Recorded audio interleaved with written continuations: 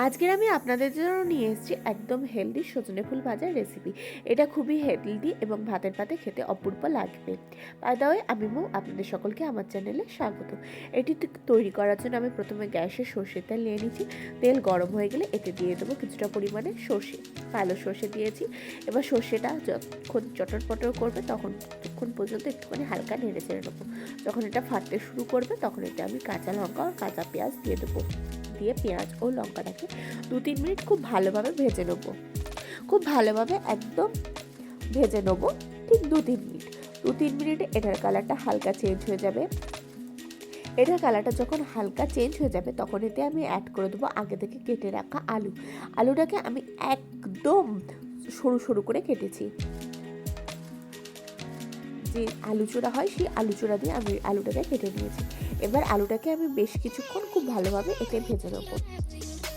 Almost 3 থেকে 4 minute এইভাবে খুব ভালোভাবে নেড়ে চেড়ে ভেজে নেবো। 3-4 মিনিট পরে এটাকে ঢাকনা চাপা দিয়ে দেবো 2-3 মিনিটের জন্য।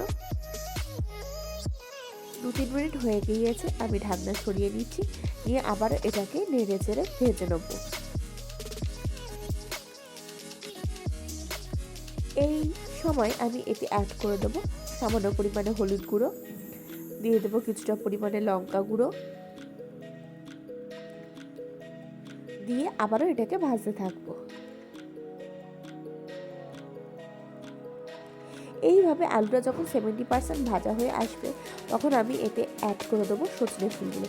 সজনে ফুলগুলোকে আমি ভালোভাবে বেছে ভালোভাবে ধুয়ে পরিষ্কার করে নিয়েছি। এবার সজনে ফুল দিয়েও এর সাথে আমি ভাজতে থাকবো। এর সাথে আমি খুব সুন্দরভাবে নেড়ে চেড়ে ভাজতে থাকবো।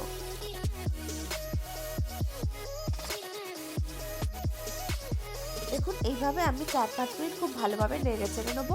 নেওয়ার পর এটাকে আমি ঢাকনা চাপা দিয়ে দেবো 3-4 মিনিটের জন্য। 3-4 মিনিট হয়ে গেছে, আমি ঢাকনাটাকে সরিয়ে নিচ্ছি, নিয়ে আবারও এটাকে নেড়ে চেড়ে ভাজতে থাকবো। আবারও 2-3 মিনিট নেড়ে চেড়ে নেওয়ার পর এটাকে আমি আবারও বেশ কিছুক্ষণের জন্য ঢাকনা চাপা দিয়ে দেবো। এইভাবে এটাকে আমি কন্টিনিউয়াসলি চাপা দিয়ে ভাজতে থাকবো। এইভাবে 2-3 বার ভাজা হয়ে গেলে আমি একদম শেষে অ্যাড করে দেবো নুন দিয়ে এটাকে নেড়ে চেড়ে নেবো।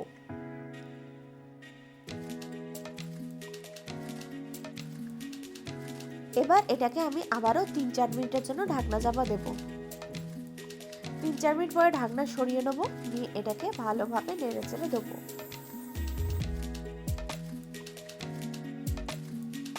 দিয়ে এটাকে আবারও 2 মিনিটের জন্য ঢাকনা চাপা দেবো। 2 মিনিট পরে আমি আবারও এটা থেকে ঢাকনা সরিয়ে নেবো। দেখুন, এইভাবে ভাজতে ভাজতে সজনে ফুল এবং আলুটা খুব সুন্দরভাবে ভাজা হয়ে গিয়েছে। একদম শেষে আমি এতে কিছুটা পরিমাণে পোস্ত ছড়িয়ে দেবো। এটা যখন সম্পূর্ণটা ভাজা হয়ে যাবে তখন পোস্ত ছড়িয়ে দেবো। পোস্ত ছড়িয়ে দিয়ে জাস্ট 1 সেকেন্ড কি 2 সেকেন্ডের জন্য এটাকে একটুখানি নেড়ে চেড়ে নেবো। 1-2 সেকেন্ড এটাকে নেড়ে চেড়ে নেওয়ার পর গ্যাসের ফ্লেম অফ করে দেবো এবং উপর থেকে আমি কিছুটা পরিমাণে সর্ষের তেল ছড়িয়ে দেবো। দিয়ে এর সাথে খুব ভালোভাবে নেড়ে চেড়ে মিশিয়ে নেবো। দিলেই তৈরি হয়ে যাবে আজকে দুর্দান্ত স্বাদের এই সজনে ফুল ভাজা। এবার এটাকে আমি পরিবেশন করে দেবো গরম গরম ভাতের সাথে। দেখুন কত সহজে ইজিলি তৈরি হয়ে গেল আজকের এই রেসিপি সজনে ফুল ভাজা। আপনারা বাড়িতে অবশ্যই একবার এই পদ্ধতিতে সজনে ফুল ভাজাটি বানান।